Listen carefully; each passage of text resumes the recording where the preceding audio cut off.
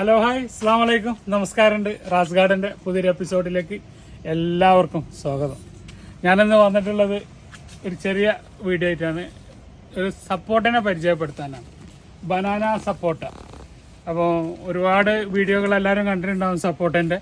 ഞാനും വീഡിയോ മുന്നേ ചെയ്തിട്ടുണ്ട്. അപ്പോൾ അതിങ്ങനെ കുറേ ആളുകൾ കണ്ടിട്ടുണ്ട്, കുറേ ആളുകൾ കാണുന്നില്ല.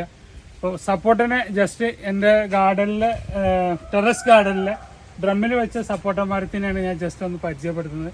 അതിൻ്റെ പരിചരണം, അതിൻ്റെ വിശേഷങ്ങളൊക്കെ അടങ്ങിയ ഒരു ചെറിയ വീഡിയോ ആണ്.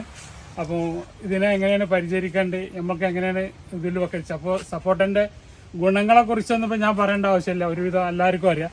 ഇനിയിപ്പോൾ നെറ്റിൽ അടിച്ചു കൊടുത്തിട്ടുണ്ടെങ്കിൽ അതിൻ്റെ ഗുണങ്ങളൊക്കെ അറിയാൻ പറ്റും. അതിൻ്റെ വന്ന തറവാട് ഏതാണ്, പോയ ആരേതാണെന്നൊന്നും ഇപ്പോൾ നമ്മൾ പറഞ്ഞില്ല. നമുക്ക് നമ്മളെ നാട്ടിൽ വെച്ച് പിടിപ്പിക്കാൻ പറ്റുന്ന നല്ലൊരു ഇന സപ്പോർട്ടയാണ് ഈ ബനാന സപ്പോർട്ട. സാധാ സപ്പോർട്ടകൾ ഒരുപാടുണ്ട്, അത് മോശമാണെന്നല്ല അതിൻ്റെ അർത്ഥം. നമുക്ക് കഴിക്കാനുള്ളൊരു സുഖവും പിന്നെ അതിൻ്റെ മധുരവും അതിൻ്റെ വിളവും ഇതൊക്കെയാണ് ഈ ബനാന സപ്പോർട്ട. അപ്പം സപ്പോർട്ട എങ്ങനെ നടണം, എങ്ങനെ പരിപാലിക്കണം, എന്തൊക്കെയാണ് അതിൻ്റെ പ്രശ്നങ്ങൾ എന്നുള്ള ഒരു ചെറിയൊരു വീഡിയോ ആണ്. അപ്പോൾ നമുക്ക് വീഡിയോയിലോട്ട് കിടക്കാം. ആദ്യമായിട്ട് നമ്മൾ ശ്രദ്ധിക്കേണ്ട കാര്യം തൈ തിരഞ്ഞെടുക്കുമ്പോഴാണ്. നമ്മൾ ചില തൈകളിലൊക്കെ ചെറിയ ഇത്ര പോകുന്ന തൈയിലൊക്കെ പൂവുള്ളൊക്കെ കണ്ടിട്ടുണ്ടാവും. അത് കൊണ്ടുപോയി വാങ്ങി വെക്കും, എന്നിട്ട് പറയും വാങ്ങിയപ്പോൾ കായ ഉണ്ടായിരുന്നു, പിന്നെ അത് കായ്ച്ചിട്ടില്ല എന്നുള്ളത്. അതൊക്കെ ആളുകളെ പറ്റിക്കാൻ വേണ്ടിയിട്ട് പിന്നെ മൂത്ത കമ്പുകൾ എടുത്തുങ്ങാണ്ട് ഗ്രാഫ്റ്റ് ചെയ്തിട്ട് വരുന്ന തൈകളാണ് ഇത്. യഥാർത്ഥ തൈകൾ അല്ലെങ്കിൽ കൊമേഴ്സ്യലായിട്ട് വിൽപ്പനക്കുള്ള തൈകൾ നല്ല മദർ പ്ലാന്റിൽ നിന്ന് എടുക്കുന്ന തൈകളാണോ.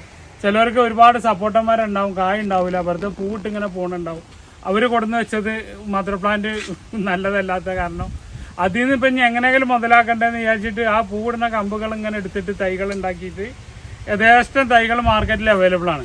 അപ്പോൾ നമ്മൾ ശ്രദ്ധിക്കേണ്ടത്, ഒരു തൈ വാങ്ങുമ്പം കുറച്ച് മാക്സിമം ഒരു 1 ഇയറെങ്കിലും കഴിഞ്ഞൊരു തൈ വാങ്ങി വെക്കുക. വാങ്ങുന്ന സമയത്ത് കുറച്ച് കോസ്റ്റ് കൂടിയെങ്കിൽ കൂടിയിട്ടും അത് നിങ്ങൾക്ക് നഷ്ടപ്പെടില്ല. കാരണം ചെറിയൊരു തൈ വെച്ചിട്ട് 1.5 വർഷങ്ങൾ നോക്കുന്ന ആ ഒരു ടൈമിന് ചിലവഴിക്കേണ്ട എനർജീൻ്റെ പൈസയേ വരുള്ളൂ. അപ്പോൾ തൈ വാങ്ങുമ്പം മാക്സിമം ഒരു 500 റുപ്യൻ്റെ മുകളിലുള്ള തൈ വാങ്ങി വെക്കുക. പിന്നെ ഈ ഇനത്തിനൊക്കെ ആകുമ്പോൾ നല്ല ഇനത്തിന് കുറച്ച് റേറ്റ് കൂടും. അപ്പോൾ പൊതുവേ ഞാൻ പറയാറുണ്ട്, ഞാൻ സപ്പോർട്ടൊക്കെ നമുക്ക് ഒരുപാടുണ്ട്. അപ്പോൾ നമ്മൾ വീട്ടിലൊക്കെ ഒരു തൈ വെക്കുന്നവർ ബനാന സപ്പോർട്ട വാങ്ങി വെക്കാൻ നോക്കുക. അത് നല്ല ഈൽഡ് തരുന്നതാണ്. കാരണം 12 മാസം നമുക്ക് സപ്പോർട്ട് കിട്ടും. ഒരു ഓഫ് സീസണും ഇല്ല അതിന്, ഫുൾ ടൈം സപ്പോർട്ട് കിട്ടും. കിളികൾ കഞ്ഞെങ്കിൽ മാത്രം. അപ്പോൾ അവരെ ഓടിക്കാനുള്ള വഴികളൊക്കെ നമ്മൾ വേറെ എടുക്കണം. തൈ അധികം പോവാതെ പ്രൂൺ ചെയ്തിട്ട് കൊടുക്കുക. അപ്പോൾ തൈ എടുക്കുന്ന കാര്യം പറഞ്ഞു. പിന്നെ അത് നടുന്ന കാര്യമാണ്. നല്ല വെയിൽ കിട്ടുന്ന സ്ഥലത്ത് വേണം നമ്മളത് നടാൻ. തീർച്ചയായിട്ടും ഇതിന് ഞാൻ പറയാറ് വെയിലും വെള്ളവും, ഈ രണ്ടാണ് മെയിനായിട്ടുള്ള അതിൻ്റെ സംഗതികൾ. വെള്ളം വെയിലും യഥേഷ്ടം കിട്ടുകയാണെങ്കിൽ കുറച്ച് വളം കുറഞ്ഞാലും ഏത് ചെടിയും കായ്ക്കും. പിന്നെ ചെടികൾക്ക് വളം കൊടുക്കണം എന്നുള്ളത് അതിനൊരു ഭക്ഷണം കൊടുക്കുക എന്നുള്ള രൂപത്തിലാണ്. വെയിലാണ് ഏറ്റവും വലിയ വളം, അതേ കൂടെ തന്നെ വെള്ളവും. ഇത് നിർബന്ധമായിട്ട് നമ്മൾ ചെയ്യേണ്ടതാണ്. അപ്പോൾ രണ്ടാമത്തെ കാര്യം പറഞ്ഞു, വെക്കുന്ന സ്ഥലത്ത് വെള്ളവും വെളിച്ചമുള്ള സ്ഥലത്താണ് നമ്മളിത് നടേണ്ടത്. അടിവളം നിർബന്ധമായിട്ട് കൊടുക്കുക. കാലിവളം ആണെങ്കിൽ കാലിവളം കൊടുക്കുക, അല്ലെങ്കിൽ രാസമാണെങ്കിൽ രാസം കൊടുക്കുക. എന്താണെങ്കിലും നമ്മൾ അടിവളം കൊടുത്തേ പറ്റൂ. നൈട്രജനും ഫോസ്ഫറസും പൊട്ടാസും. ഫോസ്ഫറസ് അത്യാവശ്യം വേണ്ട ചെടിയാണ് നമ്മുടെ സപ്പോർട്ട. അപ്പം കൂടുതൽ എല്ലുപൊടി അല്ലെങ്കിൽ റോക്ക് ഫോസ്ഫേറ്റ് അല്ലെങ്കിൽ രാജ്ഫോസ്, ഫോസ്ഫേറ്റ് അടങ്ങിയ ഏത് വളങ്ങളും നമ്മൾ ധാരാളം കൊടുക്കുക. കായ പിടിക്കണില്ല എന്നുള്ളതൊക്കെ പല കംപ്ലൈൻറ്റുകളുണ്ട്. അപ്പം നല്ലൊരു പരിഹാരമാണ് അതിൻ്റെ വളം. അപ്പം മൂന്നാമത്തെ സംഗതി പറഞ്ഞു വളം. നാലാമത്തെ സംഗതിയാണ് പ്രൂണിങ്. അധികം കമ്പുകൾ നമ്മൾ കോതി കൊടുക്കണം, അധികം ഹൈറ്റിലേക്ക് വിടാതെ കമ്പുകൾ കോതി കൊടുത്ത് പുതിയ കമ്പുകൾ ഉണ്ടാക്കി കൊടുത്താലാണ് കൂടുതൽ ശിഖരങ്ങൾ ഉണ്ടാകുക. അപ്പോൾ എത്ര ശിഖരങ്ങൾ ഉണ്ടായോ അതിലൊക്കെ നമുക്ക് ഇത് കിട്ടും. പിന്നെ മൈക്രോ ന്യൂട്രിയൻസ് കൊടുക്കൽ നിർബന്ധമാണ്. കായ പിടിക്കാനുള്ള സാധ്യതകൾ, അത് ഫിഷമിനായാലും മെഗമിനായാലും എന്തെങ്കിലും ഒരു ന്യൂട്രിയൻസ് നമ്മൾ അവർക്ക് കൊടുത്തുകൊണ്ടേ ഇരിക്കണം. ഇതൊക്കെയാണ് നമ്മൾ വീട്ടിൽ വെക്കുന്ന ചെടി. കൊമേഴ്ഷ്യൽ ചെയ്യുന്നവർക്ക് അതിൻ്റെ ഒരുപാട് കാര്യങ്ങളുണ്ട്. നമ്മളിപ്പോൾ വീട്ടിൽ വെക്കുന്നവരോടാണ് ഈ പറയുന്നത്. ഒരു തൈ ഒരു വീട്ടിലൊരു സപ്പോർട്ട് നമ്മളെ ചെടീൻ്റെ, ഇപ്പോൾ നമ്മൾ ഒരുപാട് പ്ലാന്റുകളൊക്കെ വീട്ടിൻ്റെ മുന്നിൽ വെക്കുന്നുണ്ട്. അതിൻ്റെ സ്ഥാനത്ത് ഒരു സപ്പോർട്ട മരം വെച്ച് നിറയെ കായ്ച്ചു നിൽക്കുന്ന ഒരു ഭംഗി വേറെ ഒരു പാമ്പ് വെച്ചാലോ റെഡ് പാമ്പ് വെച്ചാലോ ഒന്നും കിട്ടൂല. അതിൻ്റെ അർത്ഥം അത് വെക്കണ്ടെന്നല്ല, നാളെ അതിൻ്റെ ആളുകൾ വന്നിട്ട് കത്തിയെടുത്ത് വരാൻ നിൽക്കണ്ട.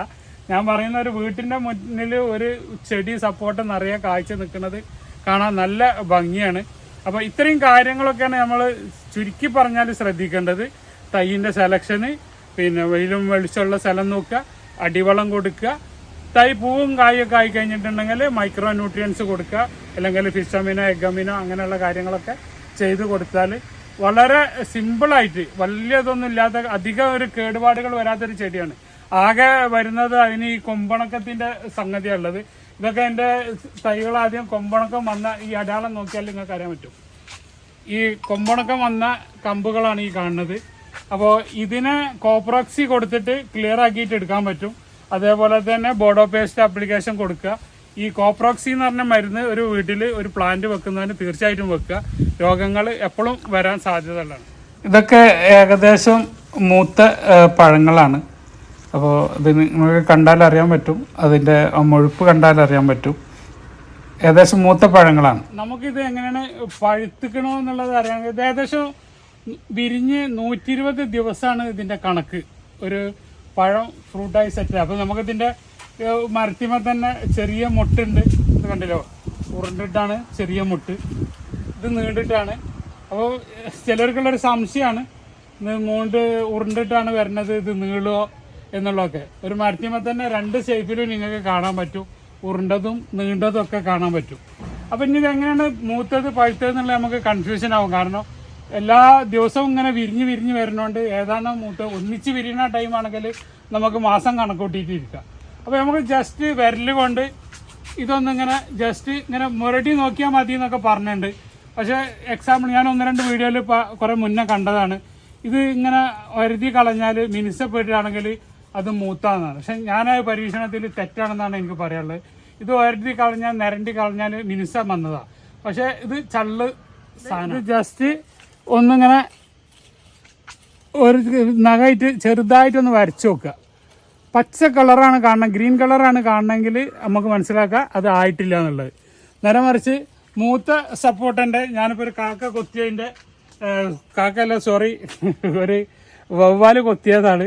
അത് ഇപ്പോൾ അതിനൊന്ന് എടുത്തതാണ്. ഇപ്പോൾ മൂത്ത കാണിക്കാൻ വേണ്ടിയിട്ട് അതിൻ്റെ ജസ്റ്റ് ഒന്നിങ്ങനെ വരച്ച് കഴിഞ്ഞിട്ടുണ്ടെങ്കിൽ ചിക്കുവിൻ്റെ ബ്രൗൺ കളറായിരിക്കും വരിക. നഖമില്ലാത്തതുകൊണ്ട് ഇപ്പോൾ അതും കിട്ടണില്ല. കണ്ട, ചിക്കുവിൻ്റെ കളറായിരിക്കും വരിക. നേരെ മറിച്ച് ഗ്രീന് പച്ചൻ്റെ മുറിച്ചിട്ടുണ്ടെങ്കിൽ നമ്മൾ ഗ്രീൻ കളറായിരിക്കും ഉണ്ടാവുക. കണ്ടോ, പച്ച കളർ കാണുന്നത് ഇത് ഗ്രീൻ കളറാവും വരിക. അപ്പോൾ ഈ കളറ് ഈ ചിക്കുവിൻ്റെ ഈ കളറിലേക്ക് മാറിയാൽ മൂത്ത് എന്നുള്ളതായി. അപ്പോൾ നമുക്ക് പൊട്ടിച്ചെടുക്കാൻ പറ്റും.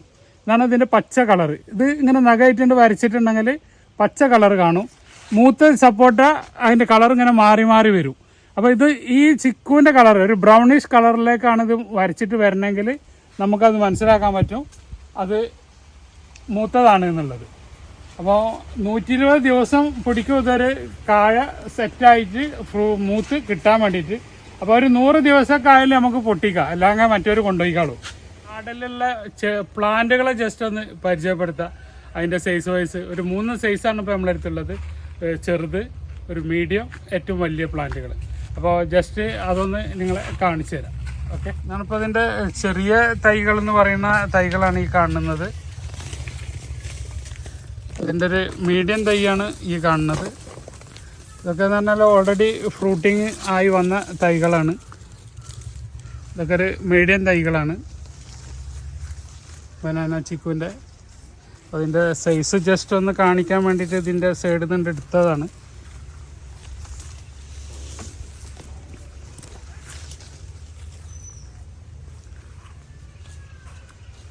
നമ്മൾ എപ്പോഴും ശ്രദ്ധിക്കണം, ഈ കമ്പ് വന്നത് സപ്പോർട്ടല്ല. അപ്പോൾ ഇതിൻ്റെ ഗ്രാഫ്റ്റിൻ്റെ അടിയിൽ നിന്ന് കെർണിയ എന്ന് പറഞ്ഞൊരു സാധനത്തിലാണ് ഇത് ഗ്രാഫ്റ്റ് ചെയ്ത് പിടിപ്പിക്കുക. നമ്മൾ വിചാരിക്കുന്നത് സപ്പോർട്ടാണെന്ന്. അപ്പോൾ ഇലകൾ തമ്മിൽ വലിയ വ്യത്യാസമൊന്നും ഉണ്ടാവില്ല. അത് നമ്മൾ കട്ട് ചെയ്ത് കളയണം, കാരണം അത് നമ്മളെ മരത്തിനെ നശിപ്പിക്കും. അപ്പോൾ നമ്മൾ എപ്പോഴും സപ്പോർട്ട മരം തൈ വാങ്ങുന്നവർ വളരെ ശ്രദ്ധിക്കണം. അതിൻ്റെ ഗ്രാഫ്റ്റിൻ്റെ അടിയിൽ നിന്ന് വരുന്ന കമ്പുകൾ നന്നായിട്ട് കട്ട് ചെയ്ത് കളയണം. ഒരു നിലക്കും നിർത്താൻ പാടില്ല. ഇതാണ് മീഡിയം തൈ എന്ന് പറഞ്ഞത്. ഫ്രൂട്ടായി തുടങ്ങിയ തൈകളാണ്.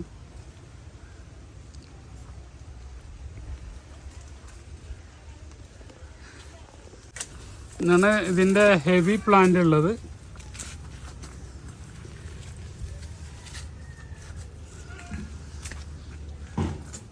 ഒക്കെ ഇതിൻ്റെ വലിയ പ്ലാന്റാണ്. ഇത് കായ വരുമ്പോൾ നമുക്കറിയാം ഉരുണ്ടിട്ടാണ് ചില കായകൾ വരിക. പിന്നെ അതങ്ങനെ നീണ്ടിട്ട് വരുന്നതാണ്. അപ്പോൾ ഈ ഒരു മരച്ചിമ്മ തന്നെ നിങ്ങൾക്ക് ഇങ്ങനെ നീണ്ടത് കാണാം. കായ വരുമ്പോൾ അതിന്മേൽ തന്നെ കണ്ട ഉരുണ്ടിട്ട്. അപ്പോൾ ചിലർ പറയും ഇത് കൊണ്ടുപോയിട്ട് ഇത് ബനാന അല്ലല്ലോ, ഇത് ഉരുണ്ടതാണല്ലോ വരണമെന്നുള്ളത്. അങ്ങനെ പേടിക്കേണ്ട ആവശ്യമില്ല. അത് ഇപ്പോൾ ഈ മരത്തിന്മേൽ തന്നെ നിങ്ങൾക്ക് ഇങ്ങനെ കണ്ടാലറിയാം ഉരുണ്ടത് കണ്ട നീണ്ട് വന്നിട്ടുള്ളത്. അപ്പോൾ ഇതൊക്കെയാണ് ഇപ്പോൾ വലിയ ജംബോ പ്ലാന്റുകളുള്ളത്. ഇത് കാലാപ്പട്ടി എന്ന് പറഞ്ഞ ഇനത്തിൽപ്പെട്ട സപ്പോർട്ടാണ്. ഇതൊരു ഓവൽ ഷേപ്പിലാണ് ഇത് വരിക. ഇതാണ് ബനാനൻ്റെ വലിയ സപ്പോർട്ടുകളാണ് ഈ കാണുന്നത്. ഇതാണ് ഏറ്റവും വലിയ നമ്മുടെ അടുത്തുള്ളതിലുള്ള ജംബോ തൈ. ഒരു 10 അടി 12 അടി ഒക്കെ ഹൈറ്റുള്ള വലിയ തൈ ഇതാണ് ഉള്ളത്. മീഡിയം തൈയാണ്. അപ്പോൾ നിങ്ങൾ ശ്രദ്ധിച്ചിട്ടുണ്ടാവും, ചെറിയ ഒരടി ആയ തൈമ തന്നെ കായ ഉണ്ടായിട്ടുണ്ടാവും. ഇത് ഇത്രയും വലിയ 4 അടിയൊക്കെ ആയിട്ടുള്ള കൈമലും ഇതുവരെ ഫ്രൂട്ട് ആയിട്ടില്ല. അപ്പോൾ അത് അതിൻ്റെ ടൈമായി വരുമ്പോഴാണ് ഫ്രൂട്ട് ആവുക. ചെറിയ തൈകൾ കണ്ടിട്ട് അതിന്മേൽ ഫ്രൂട്ട് കണ്ടിട്ട് ആരും മോഹിക്കേണ്ട ആവശ്യമില്ല. അതിൻ്റെ പ്രായമാകുമ്പോൾ അത് ഓൾറെഡി ഫ്രൂട്ടായിട്ട് വരും.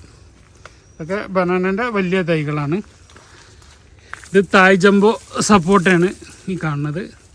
തായ് ജംബോ സപ്പോർട്ടിൻ്റെ ഫ്രൂട്ട് ആയ ഒരു മീഡിയം തൈകളാണ് ഇതൊക്കെ. വീഡിയോ ഇവിടെ ബൈൻഡപ്പ് ചെയ്യാണ്. ഇന്നത്തെ വീഡിയോ നിങ്ങൾക്ക് ഉപകാരപ്പെട്ടിട്ടുണ്ടാവും എന്ന് വിചാരിക്കുന്നു. അപ്പോൾ എല്ലാവരും അവരവരുടെ വീട്ടിൽ നിങ്ങൾ അടുത്തുള്ള നഴ്സറികളിൽ പോയിട്ട് ഒരു സപ്പോർട്ടന്മാരെ വാങ്ങി വെക്കുമ്പോൾ കുറച്ച് പ്രായമുള്ള തൈകൾ തന്നെ വാങ്ങി വെക്കുക. എന്നാലേ നമുക്ക് അതിൻ്റെ റിസൾട്ട് കിട്ടുള്ളൂ. അപ്പോൾ പിന്നെ ഒരു കാര്യം പറയാൻ വിട്ടുപോയി. നമ്മൾ ഇന്നലെ ഒരാൾ വിളിച്ചിട്ട്, ഒരു നഴ്സറിക്കാരൻ വിളിച്ചിട്ട് എന്നോട് ഭയങ്കര സങ്കടം പറഞ്ഞു. കാരണം കോഴിക്കോടുള്ളതാണ്, നഴ്സറിൻ്റെ പേര് ഞാൻ പറയുന്നില്ല. അപ്പോൾ കുറേ ആളുകൾ എന്നെ വിളിച്ചിട്ട് തൈകൾ വാങ്ങി, നമ്മളറിയില്ല, ഓരോ തൈകൾ വാങ്ങിയിട്ട് അതെങ്ങനെയാണ് ഇതെങ്ങനെയാണ് അതെന്നെയാണോ ഇതെന്നെയാണോ എന്ന് വെച്ചിട്ട് ഫോട്ടോ ഇട്ട് തരാറുണ്ട്. അപ്പോൾ നമ്മൾ നല്ല മനസ്സ് വെച്ചിട്ട് നമ്മൾ ചിലപ്പോൾ കമൻറ്റ് ചെയ്യും, അതല്ല ഇതല്ല എന്ന് പറഞ്ഞു കഴിഞ്ഞിട്ടുണ്ടെങ്കിൽ അവർ പോയിങ്ങാണ്ട് ആ നഴ്സറിയിൽ പോയിട്ട് തല്ലുണ്ടാക്കുക. അങ്ങനെ ഒരു സാധു അദ്ദേഹത്തിൻ്റെ തൊണ്ട ഇടറിയിട്ടാണ് സംസാരിച്ചത്. എനിക്ക് ശരിക്കും ഭയങ്കര സങ്കടം വന്നു. കാരണം പുള്ളിൻ്റെ അടുത്ത് നിന്ന് തൈ വാങ്ങി പോയിട്ട് തിരിച്ച് ഞാനെന്തോ ആളോട് സംസാരിച്ചു എന്ന് പറഞ്ഞു, അതിൻ്റെ മദർ പ്ലാന്റ് അവിടെ ഉണ്ടോയെന്ന് നോക്കൂ ഒന്ന് ചോദിച്ചു എന്ന് പറഞ്ഞു. അങ്ങനെ പുള്ളി എന്നെ വിളിച്ചിട്ട് പറഞ്ഞു, പിന്നെ നിങ്ങളെന്തിനാണ് ഞങ്ങളെ പള്ളക്കടിക്കുന്നത്, ഞങ്ങളും ജീവിക്കാൻ വേണ്ടിയിട്ടല്ലേ. ആ പുള്ളി ആ തൈ തിരിച്ചു കൊടുത്തു എന്ന് പറഞ്ഞു. അപ്പോൾ അങ്ങനെയൊക്കെ ഉള്ളൊരു സംഭവങ്ങൾ ഇല്ലാതിരിക്കാൻ ദയവ് ചെയ്തിട്ട് നിങ്ങൾ വാങ്ങുന്ന സമയത്ത് നല്ല തൈകൾ നോക്കി വാങ്ങുക. പിന്നീട് അത് വേറൊരാളോട് ഇട്ട് കൊടുത്തിട്ട് അയാളുടെ അഭിപ്രായം ചോദിച്ച് അതിനും തിരിച്ച് അവിടെ ചെന്ന് തല്ലുണ്ടാക്കുക, അതൊന്നൊരു നല്ല സ്വഭാവമല്ല. കാരണം നമ്മൾ ചിലപ്പോൾ നമ്മളോട് ചോദിച്ചാൽ നമ്മൾ സബ്സ്ക്രൈബർ അല്ലേ എന്നുള്ള ആൾക്ക് നമ്മൾ പറഞ്ഞു കൊടുക്കും, അല്ലെങ്കിൽ നമ്മളോട് അറിയാൻ വേണ്ടിയിട്ടാണ് പറഞ്ഞു. പക്ഷെ അത് അവിടെ പോയിട്ട് പിന്നീട് പ്രശ്നങ്ങൾ ഉണ്ടാക്കിയിട്ട് അവരുടെ ബിസിനസ്സിനും കാര്യത്തിനൊക്കെ അത് ബാധിക്കുന്നുണ്ടെന്ന് എനിക്ക് മനസ്സിലായി. ഞാനിപ്പോൾ ആ പരിപാടി അങ്ങനെ നിർത്താൻ പോവുകയാണ്. കാരണം ഒരാൾ തൈ വേറെ എവിടെന്നെങ്കിലും വാങ്ങിയിട്ട് അതിൻ്റെ അഭിപ്രായം പറയൽ ശരിയല്ല എന്നും എനിക്ക് തന്നെ തോന്നി. കാരണം ഞാനത് ചെയ്യുന്നത് ശരിയല്ല. കാരണം അവരും തമ്മിലായിക്കോട്ടെ, നമ്മളെന്തിനാണ് വെറുതെ മറ്റുള്ളവരുടെ കഞ്ഞിൽ പാറ്റിടാൻ പോകുന്നത്. അപ്പോൾ ഇനി ദയവ് ചെയ്തിട്ട് ആരും വേറെ നഴ്സറിയിൽ പോയിട്ട് തൈകൾ വാങ്ങിക്കൊണ്ടുവന്നിട്ട് ഇത് ഇന്നതാണോ അത് അന്നതാണോ അത് ഇത്ര വില ഉണ്ടാവും അത് ഇത്ര വില ഉണ്ടാവും എന്നൊന്നും ചോദിക്കാതിരിക്കുക. കാരണം നമുക്കറിയില്ല അപ്പുറത്തുള്ളവർ എങ്ങനെയാണ് ചോദിക്കുന്നത്, എന്ത് ഉദ്ദേശത്തിലാണ് ചോദിക്കുന്നത് എന്നുള്ളത്. നമ്മളെ നല്ല മനസ്സ് വെച്ചിട്ട് മറുപടി പറഞ്ഞു കൊടുക്കും. അത് നേരെ പോയിട്ട് അവിടെ പോയിട്ട് പ്രശ്നങ്ങൾ ഉണ്ടാക്കുകയാണ്. അപ്പോൾ അതുകൊണ്ട് അങ്ങനെയുള്ള ചോദ്യങ്ങളൊന്നും ചോദിക്കാതിരിക്കുക. ബായ്. അബ്ദുൾ റസാഖ്, തിരൂർ.